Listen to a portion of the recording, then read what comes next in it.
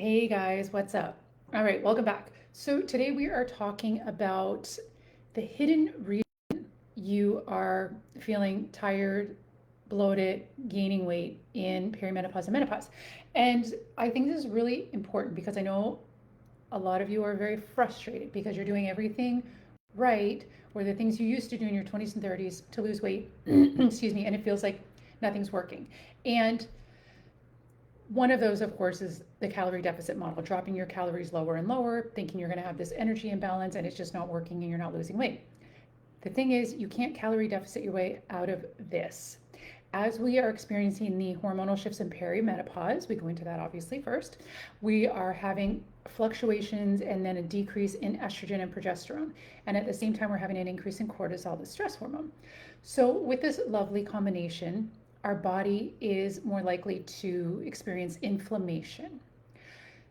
When the body is inflamed, not only can this make you weight loss resistant and make it very difficult, even when you think you're doing everything right, it's like pushing a boulder uphill. It can also, of course, lead to brain fog, bloating, low energy, joint pain, all that kind of stuff. So we want to get to the root of this. So no need to be focusing on, getting your calories lower and lower. We want to get to the root and we want to take care of this inflammation. When the body is inflamed, which is naturally occurring with these hormonal fluctuations at this age, this can increase cortisol even further. And cortisol, of course, is that hormone that's famously known for putting stress on the belly, the stress hormone. At the same time, with more inflammation at this age, we can become more resistant to insulin.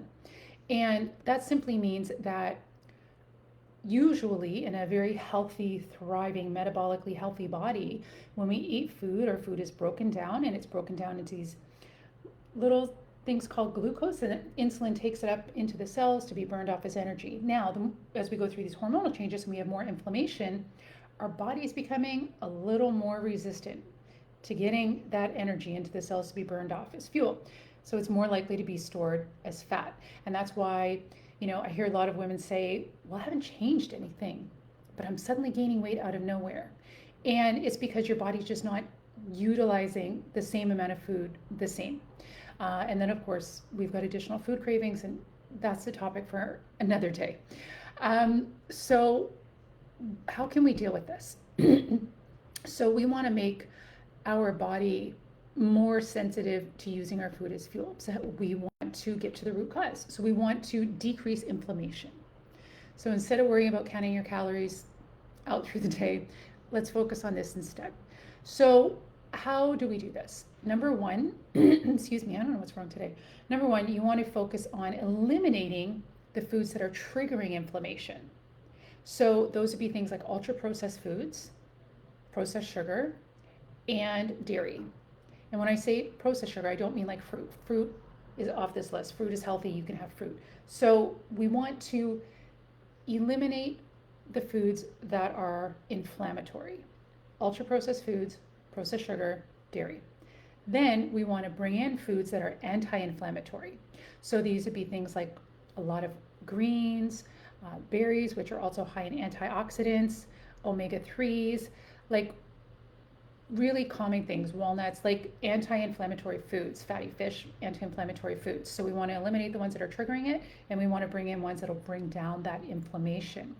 And when we do this, you're going to notice that your body will start to release, because a lot of weight is inflammatory weight can come off just by doing that. It's not necessarily body fat, so it can be a little bit misleading. So not only are we going to just kind of get rid of some puffiness from the inflammation, but you can decrease bloating as well. This is when we deal with it at the root, from a root cause approach. And this would, of course, include dealing with gut health, because gut health is at the center of all of this and can help to determine inflammation in the body or not inflammation in the body. So we want to take care of that. But we're going to keep it pretty simple today, because too much information is too overwhelming, then you just won't do anything. And so one of the other things, though, quite simply, is you want to, of course, be sure to be balancing your blood sugar every day. And one of the easiest way to do that is every meal, protein and fiber. protein and fiber, protein and fiber, and make sure you're having enough, around 30 grams of protein per meal, around 30 grams of fiber per day. And this is going to help to keep you full between meals, so you're not snacking and you're not having cravings and you're not reaching for those foods that may be inflammatory. So I say this to give you some hope that just because you're going through this phase of life and you feel like nothing's working, it doesn't mean that nothing will work. It just means we need to understand what's going on and just work with it. And one of those things is inflammation. So avoid the things that trigger it, focus on foods that decrease inflammation, and of course, always a focus on gut health. I hope that helps you guys. Leave a comment below if you have any more questions on that.